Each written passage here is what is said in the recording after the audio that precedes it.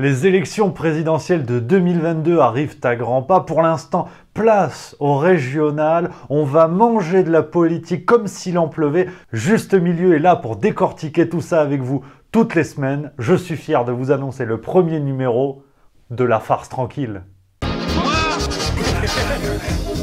Taisez-vous. Non mais cet homme est ahurissant. Porte-parole du gouvernement. Ce que vous venez de faire, c'est super.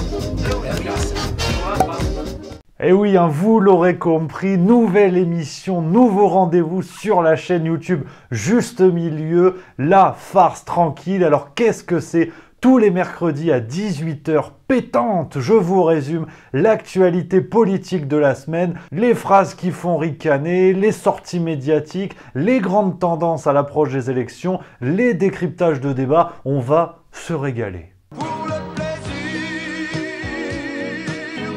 Allez bon, pour l'instant, on va s'échauffer avec les régionales pour s'éviter le claquage. Il y a du mouvement de partout, il y a de la petite manipulation politique comme on aime. Tu sais, saupoudrer de sucre glace, ça c'est toujours un plaisir. Donc on commence à se régaler, ça commence maintenant. Alors bien sûr, vous connaissez la maison, parce que j'en vois qui disent « Oula, il va parler politique, il va peut-être privilégier un camp plus qu'un autre. » Vous êtes dingue. Mais non, vous connaissez la maison. On est comme chez Mémé, donc on va taper sur tout le monde, bien évidemment. Quel que soit le parti, quelles que soient les tendances. Après, une fois dans l'isoloir, c'est votre problème. Vous mettez le papier que vous voulez. Mais moi, je suis juste là pour ricaner, le bouffon du roi, quelque part.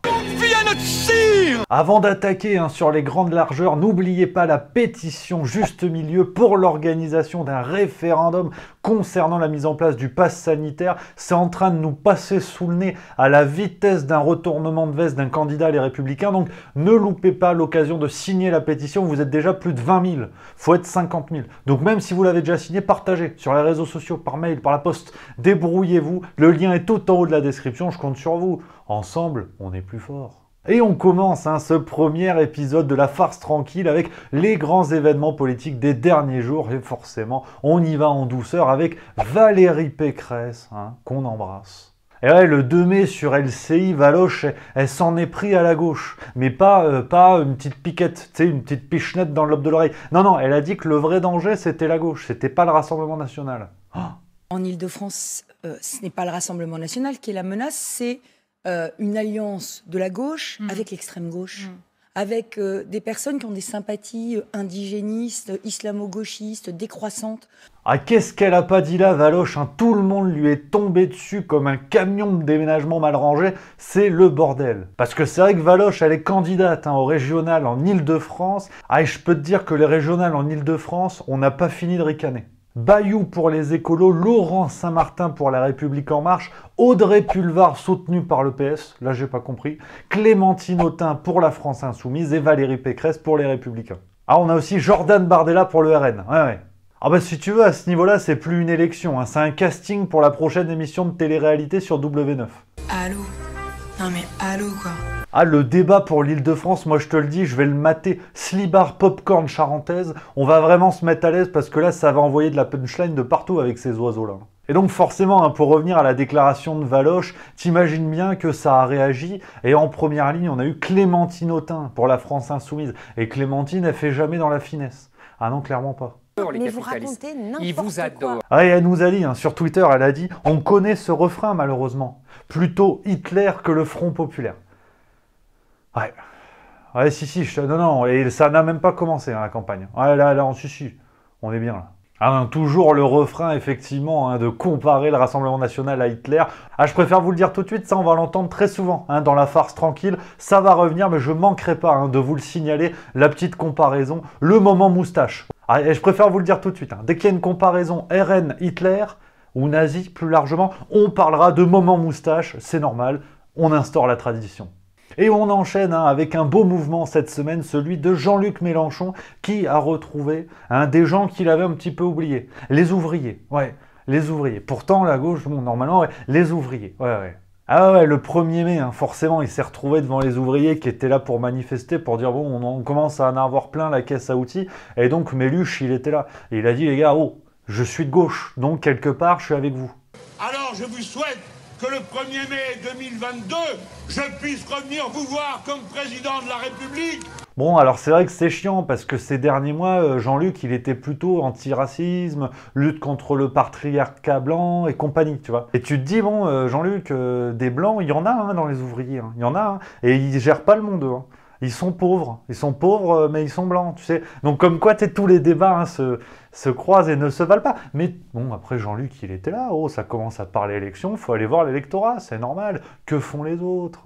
Ah, ça, c'est le gros morceau de la semaine. J'attendais de vous parler de ça dans ce premier numéro de La Farce Tranquille. Renaud Muselier, le républicain qui fait alliance avec La République En Marche. Là, c'est du miel. Allez, là, je préfère vous dire que tous les cris des SOS, des terriens en détresse, qu'on entend dans les médias depuis que Muselier a annoncé son alliance avec La République En Marche, c'est du pipeau. Ah oui, mais pipeau niveau Ligue des Champions. Là. Ah oui, je sais pas si vous vous rappelez, j'avais fait une vidéo sur Renaud Muselier il y a plusieurs mois maintenant. C'est celle-là. Moi, je trouve qu'elle est pas mal. Tu peux la regarder. Le lien est dans la description de la vidéo. Et à ce moment-là, je vous avais dit déjà que l'ami Renaud, il commençait à avoir des petites accoins intenses avec La République En Marche. Allez, je te le résume vite fait, si tu n'as pas envie de te taper la vidéo. Tout ça sort d'un article pour Le Figaro de Guillaume Tabar, un article du 14 janvier 2021. Et dans cet article, on apprenait que Renaud Muselier avait rencontré Emmanuel Macron concernant le plan de relance et l'argent que l'État allait distribuer aux régions pour se remettre un petit peu en ordre de marche. Parce que pour l'instant, c'est vrai que c'est le bazar. Et Macron avait mis en place une sorte de chantage pour pousser Renaud Muselier et les présidents de région à décaler les régionales après la présidentielle. On sait bien que les élections régionales donnent une tendance pour le résultat ensuite de la présidentielle. Et si La République En Marche prend une branlée avant, c'est pas bon pour la suite. Continuez Jackson, vous m'intéressez. Et les propos qui ont fuité, qui sont rapportés par Le Figaro sont les suivants, je te le lis. Macron aurait dit à Muselier « Je vous aide financièrement si vous m'aidez à reporter les régionales après la présidentielle, car j'ai des opposants politiques parmi vous. Je ne vais pas donner de l'argent à mes adversaires. » Ah ouais, on est bien. Donc dès le départ, on sait que Renaud Muselier est en dialogue, est en discussion avec Emmanuel Macron et plus largement La République En Marche. Donc si vous voulez cette annonce d'alliance à l'approche des régionales en PACA, ça fait plaisir. Ah oui, donc résultat, la liste La République En Marche de Sophie Cluzel, qui est quand même secrétaire chargée des personnes handicapées, secrétaire d'État. Apparemment, elle doit avoir du temps. Bon, la liste de Sophie se range derrière celle de Renaud Muselier pour les Républicains. C'est une alliance comme on les aime. Alors, c'est vrai que tu te dis, c'est peut-être juste une manip en PACA. De toute façon, quand tu sais que tu as Estrosi qui est dans le secteur, souvent ça sent la poudre. Tu te dis, ça va en rester là. Non, c'est Jean Castex qui a annoncé ça officiellement. Le Premier ministre, lui-même. Il a dit ça le 1er mai dans le journal du dimanche. C'est vrai que tu te dis, il n'a pas autre chose à foutre, Jeannot, parce qu'il y a quand même une pandémie, les gens en ont plein la soupière, et l'autre, il va annoncer qu'il y a une alliance qui se fait dans le PACA où il y a les cigales qui chantent. Non, apparemment, il n'a rien d'autre à foutre. Donc forcément, tout ça après a fait effet boule de neige. L'investiture Les Républicains a été retirée pour l'instant à Renaud Muselier, même si c'est en discussion. Et puis La République En Marche, ils ont sorti les trompettes. À commencer par Bruno Le Maire, ministre de l'économie. Quoi, lui non plus, il n'a rien d'autre à foutre? Non, mais ta gueule, c'est pas le sujet. On t'a dit que voilà. Et Bruno, il a dit que c'est l'acte de divorce définitif entre deux partis des Républicains irréconciliables. Depuis le deuxième tour de l'élection présidentielle de 2017, où certains ont refusé de choisir entre le Front National et Emmanuel Macron. Mais je sais qu'il y en a qui suivent, qui sont en train de se dire « Tiens, ça me dit quelque chose cette affaire ». Et oui, retour en 2017 les amis. La République En Marche est en train de mettre en place la même stratégie pour faire imploser les Républicains qui sont aujourd'hui le troisième parti, disons, dans les sondages, derrière le RN est derrière La République En Marche. Et donc le but du jeu, c'est d'aspirer au maximum les votes de la droite pour espérer doubler le Rassemblement national. Donc résultat, une manipulation politique comme on les aime qui vient fissurer les Républicains alors que les types arrivent même pas à se mettre d'accord pour trouver un candidat pour les présidentielles. Bon maintenant ils se mettent sur la gueule à savoir alors est-ce que Renaud on l'exclut ou pas? Est-ce qu'on le garde toujours debout? Connard de virus. Donc clairement, voilà, affaire à suivre. Je pense que c'est pas fini ces histoires d'alliance, notamment au second tour des régionales, où dans certaines régions, on devrait voir le Rassemblement national au deuxième tour. Et c'est à partir de là qu'on va ricaner, qu'on va voir des retournements de veste comme s'il en pleuvait. Je vous annonce un Mistral Force 7. Et enfin les copains, pour finir la semaine de cette farce tranquille, on va faire un petit tour du côté des Hauts-de-France, toujours pour les régionales. Et là, on a Xavier Bertrand qui est en bonne place, mais qui se fait talonner. D'après un sondage, je te le dis, BVA pour RTL, Donc là, c'est sérieux. Xavier Bertrand serait crédité à 33%, juste devant Sébastien Chenu pour le Rassemblement national, qui lui serait à 31%. Donc le match est serré. Pourquoi je te parle de ça? Parce que c'est vrai que les histoires de sondage, on n'en a rien à foutre de manière générale. Mais pourquoi je te parle de ça? Parce qu'en troisième place, on a la candidate Karima Deli, qui elle aurait 17% à peu près d'après le sondage. Bon alors elle, c'est la candidate de la gauche. Ils lui ont tout mis. C'est la candidate Europe Écologie Les Verts, La France Insoumise, PS, Parti communiste français. Ouais, ça fait beaucoup de handicap. Ouais. Et enfin, un quatrième de cette affaire pour l'instant dans le sondage, on a Laurent Pietraszewski. Alors là, pareil, c'est un nom. Ça, au Scrabble, par contre, la mémé, tu lui mets une branlée. Alors lui, il serait à 12%. Mais comme apparemment il est nul et que personne ne sait d'où il vient, il y aurait une histoire comme quoi Éric Dupond-Moretti pourrait le remplacer pour les régionales dans les Hauts-de-France. Ça, c'est beau, ouais. C'est top. Vous savez... Non, lui non plus, il a rien à foutre. Mais c'est pas la question. Arrête, s'il te plaît. Là, maintenant, c'est usant. Alors pourquoi, évidemment, je vous parle de la situation des Hauts-de-France? Pour prendre les paris dès maintenant sur un report, bien évidemment, du candidat à La République En Marche pour Xavier Bertrand, un retournement de veste, je vous l'annonce aujourd'hui. Voilà, vous l'aurez entendu ici, dites en commentaire ce que vous en pensez, on va en reparler. Et puis, on va pas se quitter comme ça, la farce tranquille, c'est la rigolade, donc on finit avec quoi? Les pépites de la semaine.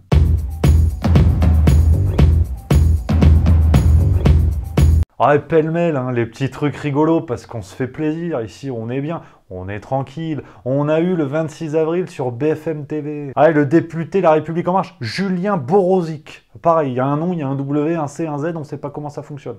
Ah bah alors lui, il nous a dit n'importe quoi hein, sur la vaccination dans une séquence mémorable qui commence comme ça, regarde. Oui, mais enfin pour l'instant, on est encore loin du chiffre puisqu'ils sont derrière nous en termes de nombre de personnes vaccinées en 2 doses. Si, l'Angleterre. Non, ils sont bien devant nous. Ah non, pas l'Angleterre. Non, l'Angleterre est derrière nous en 2 doses. Alors forcément, en face, il a un journaliste de BFM TV, donc c'est quelqu'un qui a une fierté.